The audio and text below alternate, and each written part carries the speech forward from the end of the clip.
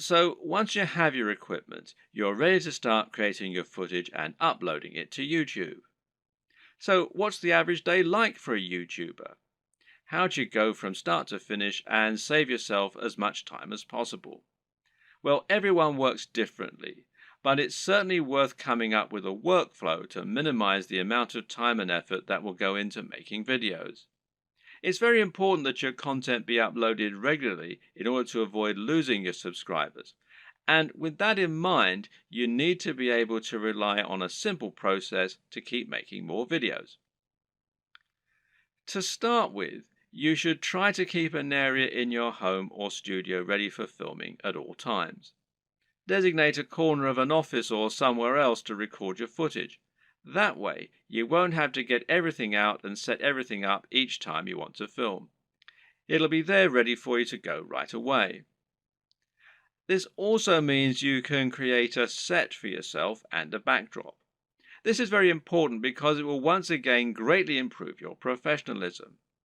You don't want to record footage of yourself talking in front of an untidy bedroom with clothes strewn everywhere. Nor do you want to record in an untidy office or any other part of the home that just looks like someone's house, unless, of course, your niche is about something for the home. Rather, your aim is to make a professional looking set that will help to reinforce the lifestyle that you're trying to promote. Now, this might mean that you set up an area in your home to reflect what you're trying to say about yourself, and this could be a very clean and modern looking desk setup, for example, or it could be lots of comics and film merchandise. Another option is to use a completely white background, which is achievable with your lighting equipment and a white wall or even a bedsheet pulled taut, or to print out a large canvas or poster that you can use for your backdrop. Or you can use a system called chroma key and insert a background in post-production. Whatever you eventually decide, just make sure you have everything right where you need it, and you know just where to stand, and you have somewhere to prop a script. A good tip is to write yourself something of a script before you start, but to be generally quite relaxed in the way that you stick to this script. It's fine to work from it rather than reading it out verbatim. Another tip is to break your script down into lots of smaller pages. This way you can glance at the next section, perform it, and then move on to the next part. If you have a big enough storage card, then you can record everything in one take and then subsequently edit into a video that people will want to watch. But to do this, you also need to make it as easy as possible for yourself. You can do this by moving slightly each time you perform the next page. This will not only help you to see when you got the take right when looking at the footage in the editor, you'll know that the take just before you moved was the right one, but it'll also make it much more dynamic video as you'll be moving position on the camera as you speak. This makes it easier to edit in cuts too, as when you cut, you need to either keep your position the exact same or make it purposefully very different. You can't just move slightly, as this will look like an awkward twitch. Another tip is to clap at the start of each new section. Why? Because that will make it easier for you to see the audio spike in the editor. One more. When recording your footage, always leave long spaces before and after each take, and generally record much more than you think you're going to need. This will give you more to work with in editing. You should also set up your mic separately, remember, and if you're using a lapel mic, then you just need to plug in your phone and slip it in a pocket while you perform your shots. You can do this all in one take as well. Now, depending on the nature of your video, you might need to record some extra footage as well that you can use as inserts. A long video of someone talking is not normally very engaging, which is why you'll want to switch it up often with clips of other videos or with images. One way to do this is by collecting a B-roll. Now, this is insert footage of the product you're reviewing, of your location, or of anything else that is related to your subject matter. The way you'll then use this is to have your audio running continuously in the background and then switch the footage of you speaking for footage of your products or of the environment. Collecting B-roll is a definite skill and will involve using the tracking head and tripod as discussed earlier. Try checking out technology videos from the likes of Android Authority, Techno Buffalo, and The Verge, amongst others, and you'll find they always include shots of phones and computers next to pens and paper, or by running water, or in the middle of grass and plants.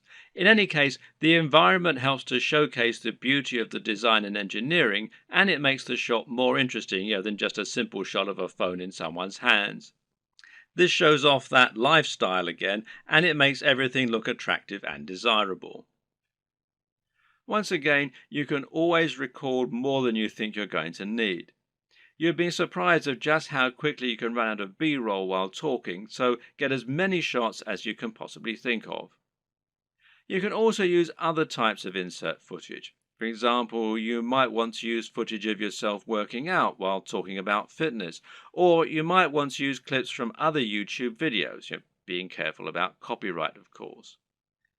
The latter you can accomplish by using various tools that allow you to download YouTube videos. A good choice is Hyper for YouTube, which you can download for free from the Windows Store. There are all manner of other ways to collect fun footage too. How about using a time-lapse, for example? Timelapse Pro is an app for Android, iOS and Windows, and it's perfect for creating time lapses of all kinds of things. Once everything is done, you're ready to edit your video. Open it up in your chosen video software and import it along with all the additional graphics, sounds, and other materials you intend to use. You now want to sync up your audio to your video, and most programs offer easy ways for you to do this. In Adobe Premiere, for example, it's a simple matter of right-clicking on both and then selecting Synchronize and then by audio track. Now the audio will be in sync, and you can just put the video on mute so that it's replaced by the high-quality audio you recorded separately. Now, just link the audio and the footage so that any edits you make will affect both, as though they were recorded at the same time from the start. You'll want to line all this up so that you have all your footage in order and so that there are no awkward pauses. It's also important to keep things moving and to keep things dynamic all the way through.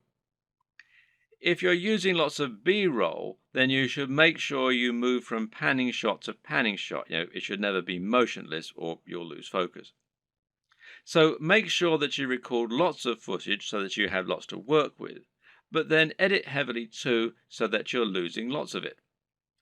Once everything is in order and the sound is lined up, you can then start to insert your extra footage and lay this over the top, intersperse it. Normally, you'll keep the audio going continuously and just cut back your video as you do this. If you watch the aforementioned Android Authority videos, then you'll notice that they tend not to have much of themselves talking at all. They have a clip at the start and at the end, and perhaps one or two in the middle, and the rest is all B-roll.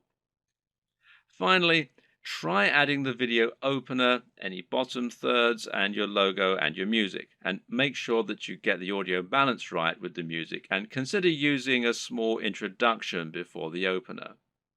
These final touches will give your video a real air of professionalism while helping to really drive home your branding. Now you just need to save your video in a format that YouTube likes, such as MP4, and then start to upload it to your YouTube account. All this can take a fair bit of time, so be sure to leave yourself time unless you have a really fast connection. And this will be even truer if you're using 4K footage. A tip is to use Chrome to upload. Google made Chrome and they own YouTube, so the two play nicely together. If your upload is interrupted and you're using Chrome, then you'll be able to resume it from where you left off later on, even if the computer's been turned off. While your video uploads, you can use the time to fill out a few of the extra details that YouTube requires from you. YouTube will ask if you want to monetize your video with ads, for example. And of course the answer is yes, as long as you aren't overtly selling anything in it. Likewise, you'll be able to write your title, your description, and your keywords. Make sure that your title is descriptive of your video while also being something that people will want to search for and something that people will be tempted to click on when they see it. We'll go into this in more detail in a subsequent video. Finally, make yourself a thumbnail to act as the image that people are going to see before they click on your video. If you don't do this, then YouTube will select a still from the video itself, and while this can work, it might not give potential viewers the right impression of what your video is all about. The right thumbnail image can make a huge difference by making your video much more appealing and impressive looking when it appears in the feed. Want to be a big sensation or just make money on the platform but don't like the sound of getting in front of the camera?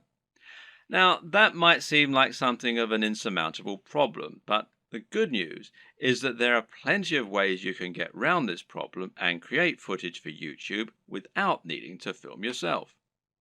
Here are just a selection of different options for you that work very well. And one easy option is to record footage of gameplay on your favorite games. This is something that is very popular on YouTube, and of course you don't need to go in front of the camera at all for it.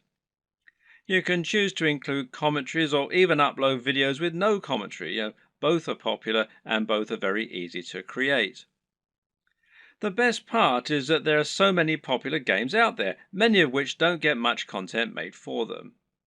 Choose the right game and you can find its fan base, quickly exposing your channel to a huge audience. Check out ASAP Science if you want an example of a great channel that doesn't include any footage of the creators. This channel uses an animation drawn on a whiteboard with a voiceover in order to explain a number of interesting scientific concepts. It's a great channel that has a lot of subscribers, and it's something you can do yourself quite easily with the right software. Software like VideoScribe, which you can find here at videoscribe.co, will enable you to do this quite easily, and as you can see there's a free trial at the time that I'm making this video. Another great option is to make your videos using still images and slideshows. There's no reason you need to have an actual animated footage in your videos, and if you choose the right images, you can simply record a voiceover and that will do nicely. This essentially becomes much more of a podcast than an actual video, but it works very well and a number of creators have managed to become very successful using this strategy. One of the very best examples out there is the amazing Mr. Sunday Movies. This creator makes funny videos about pop culture films. While he never goes in front of the camera, he is very well known thanks to his hilarious comments and regular uploads. Interviews also work very well in this format.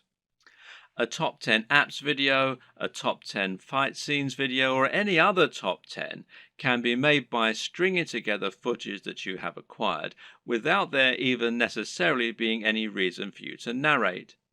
You can use captions, title cards, or just leave the videos themselves to do the talking. This brings us to the option of creating supercuts, edits, and mashups. Just take a look at the popularity of Cassette Boy, who makes videos that string together footage of famous people making them say funny things. Then there's the incredibly popular Cinema Sins that cuts together mistakes in blockbuster films and then points out the mistakes they made in editing, etc. Another great example is People Are Awesome. These are simply montages of people doing incredible stunts.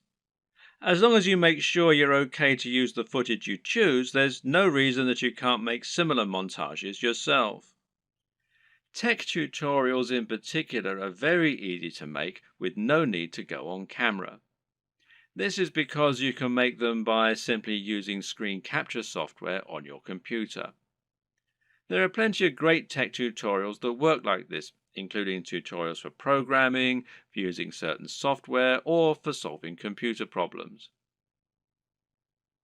Cat videos are huge, and if you have a willing cat, then there's no reason you can't set up some funny videos yourself. Likewise, there's nothing to stop you making funny videos of dogs or other animals creating elaborate structures and knocking them down, or otherwise using objects if animals and the environment are to be the subject of your videos. One very popular YouTube channel is the Slow-Mo Guys. These guys bought a super high-speed camera long before they were commonplace and used them to film all sorts of things in slow motion. For example, they might film a bullet going through a watermelon, a water balloon, a firework, or someone getting punched. All these things they did with themselves being on camera, but there's no reason you couldn't do something very similar with no need to go on film yourself. Even a product review can be conducted entirely without you making an appearance on screen, using only B-roll.